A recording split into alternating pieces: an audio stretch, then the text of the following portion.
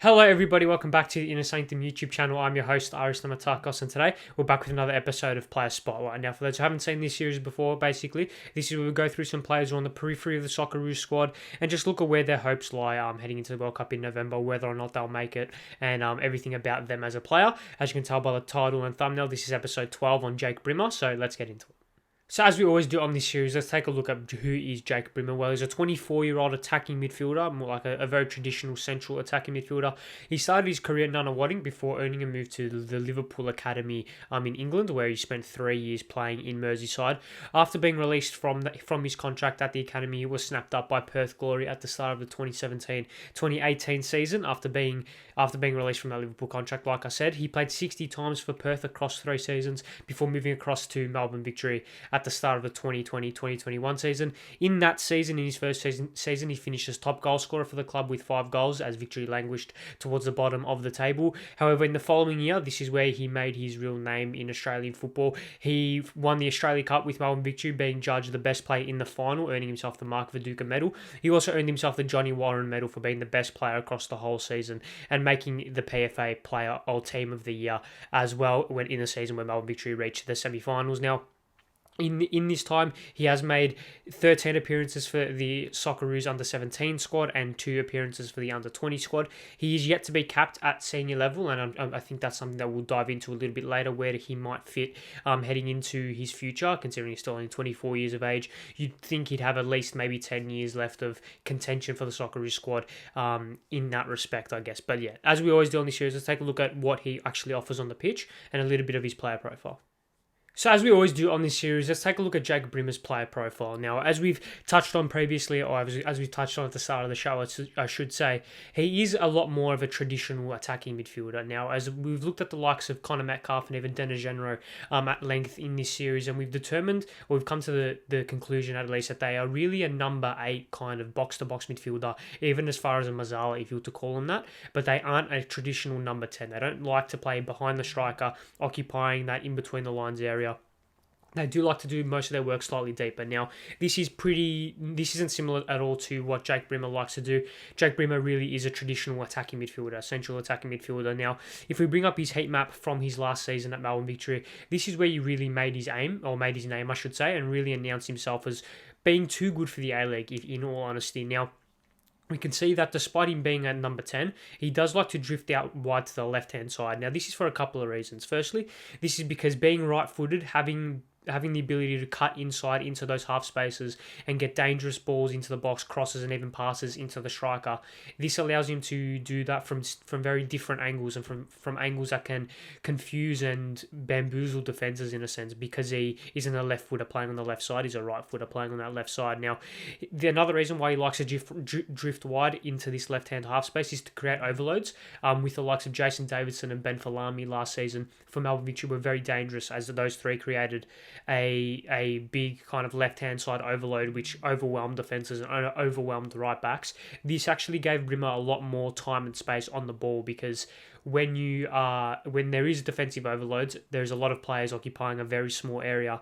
Defenses don't really know how to cope with that. Defenses don't really know what the best way of handling that is. So being able to do that and then capitalize on it, which JAKE BRIMMER did fantastically last season. That's a massive asset for him to have. Now, some of his numbers from last season is that he had 2.92 key passes per 90, 15.75 accurate final third passes per 90 last season, as well as 0.39 big chances created last year per 90. All of those were the top for Melbourne Victory. He was the attacking force. He was the real creative force for Melbourne Victory last season. And without him, a lot of their connection between their midfield third and their attacking third wouldn't have been there. It would really be non-existent without Brimmer. And we saw in the periods where he didn't play and when he was out of the side, Victory struggled big time. Brimmer is also very capable from set pieces. We all know his assets, especially over a dead ball, over a free kick. He is really dangerous in that area. Brimmer showed last season that he's a very traditional number 10, something that, yes, has gone a little bit extinct in football with the wants to overload midfield, creating a compact midfield that uses a lot of number 8s and number 6s. Football is kind of moving away from a traditional number 10. Despite this, I think if he's able to be utilised correctly, like he was last season for Melbourne Victory, he can be a fantastic asset for pretty much any team around his level, because not only does he have the technical ability, he has the football IQ as well as the physical ability to pull that role off fantastically. Like I said, he drifted wide quite a bit. He pushed up to be a second striker at times, and also even went beyond the striker at times. So this kind of tactical fluidity within a certain role is very useful for someone like Jake Brimmer, who has kind of been much maligned in his football career so far. It's good that he was able to announce himself last season and really show just how good he was. Now, normally we'd go on to his Socceroos career to date, but as I mentioned at the top of the show, and as everyone knows, he has not actually been capped for the Socceroos. So let's just bypass that and let's go straight to where his future lies. And let's take an in-depth look at what his hopes are in a Socceroos shirt coming forward. So as we always finish up on this series, let's take a look at where his future lies in a Socceroos shirt. Now, considering he hasn't actually made a cap for the Socceroos yet, it is kind of hard and difficult to dissect Jake Brimmer's future as a Socceroo, because we don't really know what Graham Arnold looks at him, from what lens he looks at him, I should say. Now, like I've said, and like it's been heavily discussed this episode, he's a pure number 10. Something really the Socceroos lack, apart from Tom Rogic. Now, when the Socceroos do decide to play a number 10, they kind of shunt Hustic, even someone like a Riley McGree, into that role. Both of them aren't really true number 10s. Hustic likes to do most of his work slightly deeper, and McGree is a lot more of a box-to-box midfielder. Number 8 likes to do some work defensively. Now, Brimmer is the closest thing to Tom Rogic that Australia have at their disposal, both like in the squad and not in the squad. So it will be interesting to see what Graham Arnold wants from that position if he decides to play with that position. Now, he's still young. He's still 24 years of age, so it isn't the end of the world should he not make Qatar. He does have a lot of time on his side. And he has shown that he has talent. Like you don't get signed to the Liverpool academy as a teenager if you don't have any glimmer of talent. So we've seen that he can produce magical moments. We can see that he can be consistent, especially over a whole season. He won the Johnny Warren Medal for a reason. So he probably won't go to Qatar in any aspect, whether that's in the 40-man squad or in the condensed squad, just because there's probably players ahead of him in the pecking order, and even Graham Arnold's system doesn't really suit the position that he wants to play.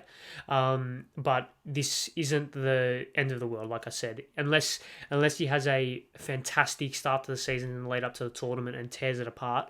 I don't see him going in any respects. Now, he is probably the direct replacement for Tom Rogic. Once Tom Rogic fades out of the Socceroos squad and once he's done with football eventually, Jake Brimmer will take that mould as Australia's number 1 true attacking midfielder.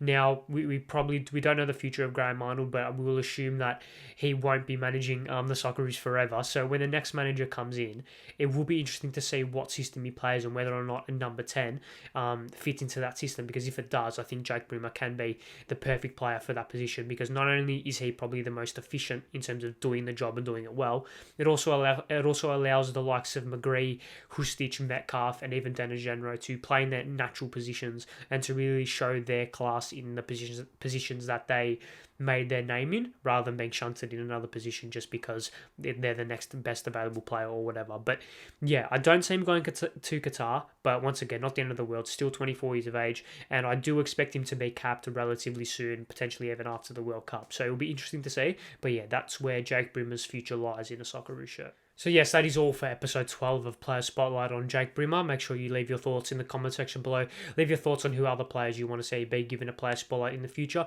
Make sure you subscribe to the Inner Sanctum YouTube channel, like the video. See you guys next time, and goodbye.